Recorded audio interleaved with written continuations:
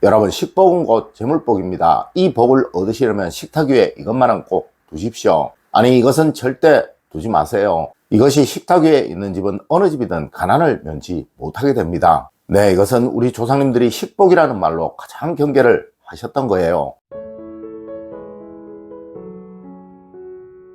여러분, 안녕하세요. 이정민입니다. 여러분, 우리 풍수에는 부를 만드는 풍수가 있고 또 부를 이어가는 풍수가 있습니다. 그리고 오늘 말씀드리는 이것은 이 두 가지를 모두 만드는 아주 중요한 거예요. 네, 오늘의 이야기 잘 들어보시고 식탁 위에는 항상 이것은 있게 하시고 또 이것은 없도록 하십시오. 그리하면 여러분 모두는 분명 늘 행복한, 늘 번영된 삶을 살아가시게 될 것입니다. 첫 번째로 여러분, 식탁 위에 규칙은 꼭 가지십시오. 그래야 자녀가 잘 됩니다. 여러분, 국내 최고의 재벌인 정용진 씨의 집 식탁 위에는 이것이 있어 붙여져 있다고 합니다. 첫 번째로, 먹을 때 소리내어 먹지 않기. 두 번째로, 입안의 음식은 보이지 않게 하기. 세 번째로, 식사를 가져다 주실 때 또 정리할 때 꼭 감사합니다 라고 말하기. 네 번째로, 다리를 떨지 않기. 다섯 번째로, 어른들이 이야기할 때는 끼어들지 않기. 무슨 할 말이 있으면 저 이야기해도 될까요? 라고 말하기. 여섯 번째로, 어른들의 말씀이 다 끝난 다음에 말하기. 네, 맞습니다. 여러분들 이 말들 어릴 때 한두 번씩 들어보지 못하셨던 분들 없으시죠?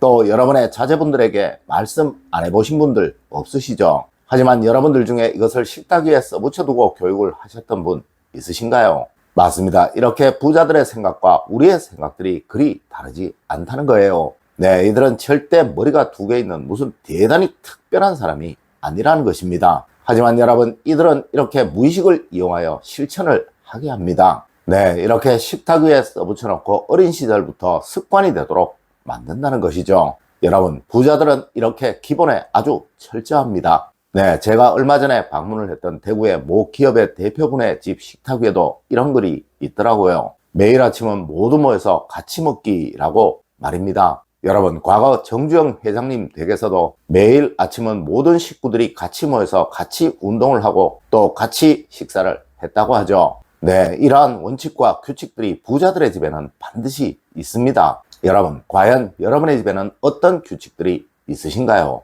두 번째로, 여러분, 식탁은 무조건입니다. 청결하게 하셔야 합니다. 여러분, 현대 풍수에서 어쩌면 가장 중요하게 생각하는 것이 바로 청결일 것입니다. 네, 청결하지 않은 가게가 장사가 잘 되는 경우는 절대로 없고 또 청결하지 않은 회사가 번영하는 경우 역시 절대로 없으며, 그리고 청결하지 않은 가정이 부자가 되는 경우 역시 절대로 없다는 것이죠. 맞습니다. 내가 하든 누가 하든 이 식탁 위에 있는 음식은 누가 먹어도 항상 청결하게 또 행복하게 편안하게 먹을 수 있어야 그 집이, 그 가게가, 그 회사가 번영을 한다는 것입니다. 여러분, 우리 조상님들은 부자 3대 가는 경우 없다고 하셨습니다. 과연 왜 그랬을까요? 네, 누군가 일전에 제게 이런 댓글을 달았더라고요. 자기 아는 사람의 집은 아주 쓰레기 더미 같은데 그 사람은 아주 부자라고 말이죠. 아마 그 사람은 졸부이거나 아니면 부모로부터 물려받은 부자일 것이며 분명 틀림없이 그것을 오래도록 지켜내지 못할 것입니다.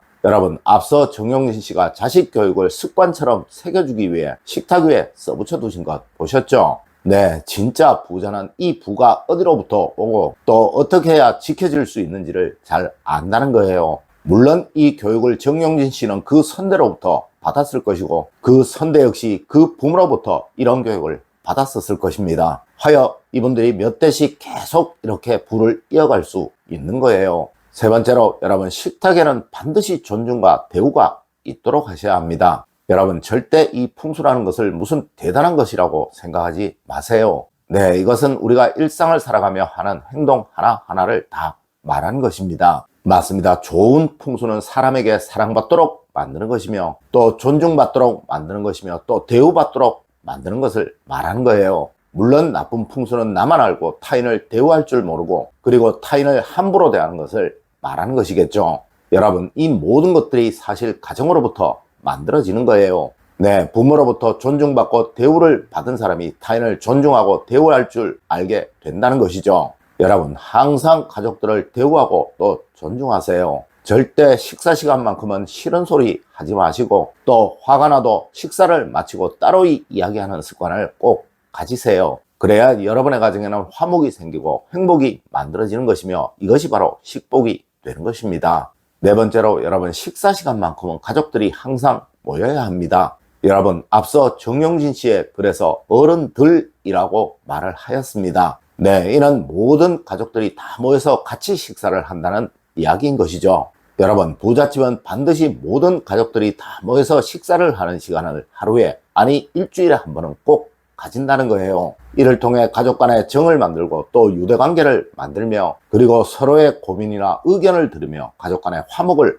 만들어 간다는 것입니다. 여러분 아무리 가족이라고 하더라도 얼굴 보기 힘들면 정이라는 것이 만들어지지 않게 됩니다. 물론 요즘은 모두가 다 바쁠 거예요. 네, 사회가 그러하니까요. 출근 시간이나 늦은 퇴근 시간으로 인해 서로 간의 식사 시간이 안 맞는 경우가 참 많을 것입니다. 하지만 여러분 아무리 바쁘셔도 정용진 씨 일가만큼은 바쁘시겠습니까? 이분들은 1분 1초가 몇 천만 원 아니 몇억 원의 가치가 있는 사람들입니다. 그래도 이분들은 식사 시간만큼은 한 번씩 꼭 모인다는 거예요. 여러분 그래야 부자가 됩니다. 네, 미국에서 유일하게 3대 이상 부를 이어간 록펠러 가문의 비법이 바로 가족 식사 모임이었다는 것 제가 일전에 한번 말씀을 드린 적이 있었었죠. 다섯 번째로 여러분 식탁 위에서는 늘 가족 간의 소통이 있도록 하십시오. 여러분 앞서의 글에서 정용진 씨는 할 말이 있으면 이라고 말을 하였습니다. 이는 비록 아이라고 하더라도 자신의 의견이 있으면 말을 하라는 것이며 또 그 이야기를 듣겠다는